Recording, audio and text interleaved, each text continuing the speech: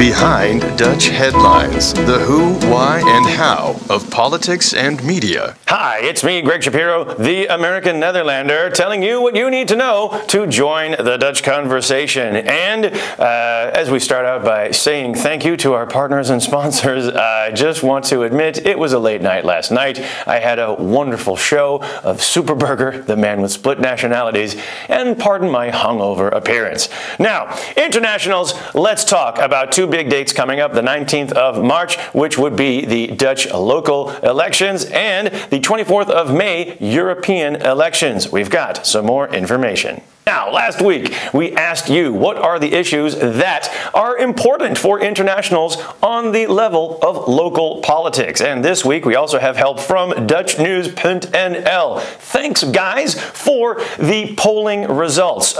Number one, housing, affordable mid-income rent for internationals. Second, city services. Third would be how to start up a business in this economic climate. And fourth, the identity of the city. Last week we talked about what would it do for international businesses if someone like Geert Wilders and the Freedom Party was elected to the City Council of Den Haag. Now, here's what we want to do in the coming weeks. We want to give you a little bit of an insight into local politics of different municipalities around the Randstad and the country of the Netherlands. This week, let's start off with Amsterdam, because for us, that's right around the corner. And this past week, I was at the first debate in the Stad Schouwburg on stage in a big theater. What a wonderful arena for a bit of political theater. Now, first of all, let's take a look at the Amsterdam City Council. There is a sort of mini coalition. And there are many ministers on a city level. They're now being shared between PvdA Labour, VVD, and also GroenLinks in Amsterdam. But the big challenger in the polls lately would be D66. Is one of these parties ready to take over from the PvdA Labour, who have been running Amsterdam for so long? Now, the face of PvdA in Amsterdam would be Pieter Hilhorst, known as a columnist and a writer. He was thrust onto the political stage not long ago. Will his mettle be tested? Also, Erik van den Berg, who is from VVD, Rutger Groot-Wassink, who is representing GroenLinks, and in the middle of everything on the stage was Jan Paternotte from D66.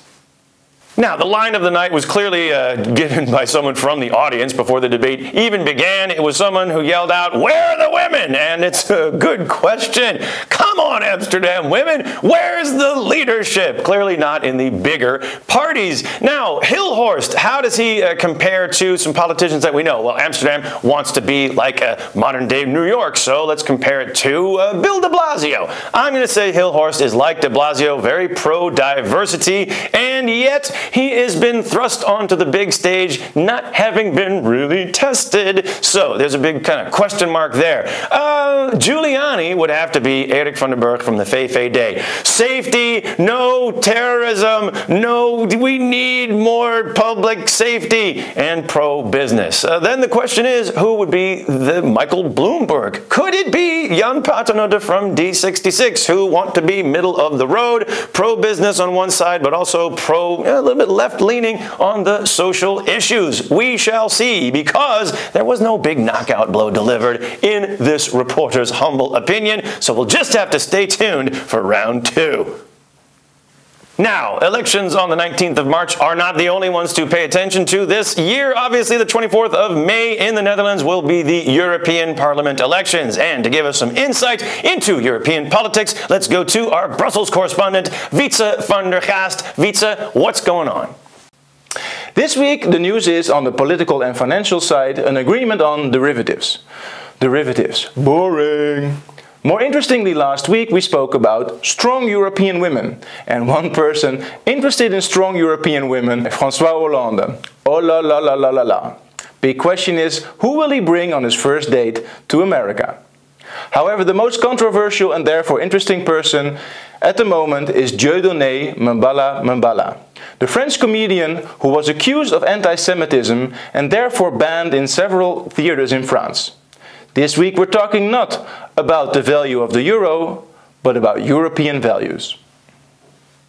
Case in point, Dieudonné got famous for introducing a gesture called the quenelle. It goes something like this.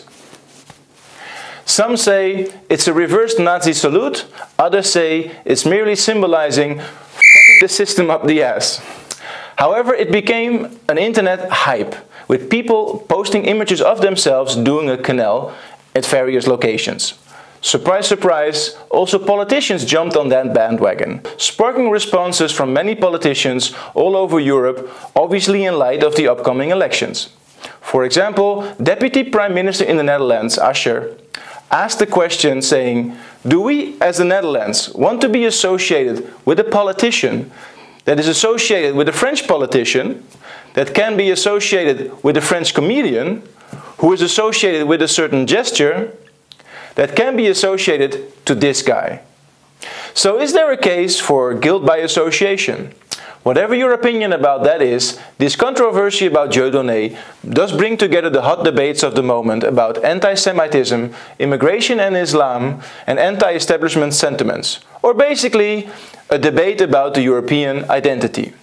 So the challenge for the European leadership will be to not only provide leadership concerning financial crisis, but also about a cultural crisis. And who do we turn to for cultural matters? The European Commissioner for Education and Culture from Cyprus. Let's just hope in the coming weeks her European voice will be heard. Thank you, Wytze. That is indeed, for me, a very interesting topic. Stating my bias, primarily, I am a comedian, and the fine line between freedom of speech and going too far, it's very interesting for me. And to that end, I will say I've got a rather controversial comedian coming to visit the Benelux region. Tom Rhodes and I are doing a Benelux tour kicking off this next week. In fact, we'll be in Amsterdam on the 26th of January in the Boom Chicago Theater. So if you'd like a couple free tickets, leave your request in the comments below and you can win a chance to join us on the 26th of January at Boom Chicago. Now, we'd like to thank our sponsors and our partners, and specifically, we'd like to say thank you, Dutch News.nl, for at least getting some poll results on what internationals want to talk about for the local elections coming up. I will say, naming and shaming, the Central Bureau of Statistics and the Central Bureau for Planning in the Netherlands, they still haven't come up with official numbers on how many internationals are actually in the country, because don't forget, even if you're not from Europe, you can vote in the elections on the 19th of March as long as you've been living in the country for 5 years or longer. That is our public service message for this week. And until next week, I would like to say thank you, very Dutch. Behind Dutch Headlines.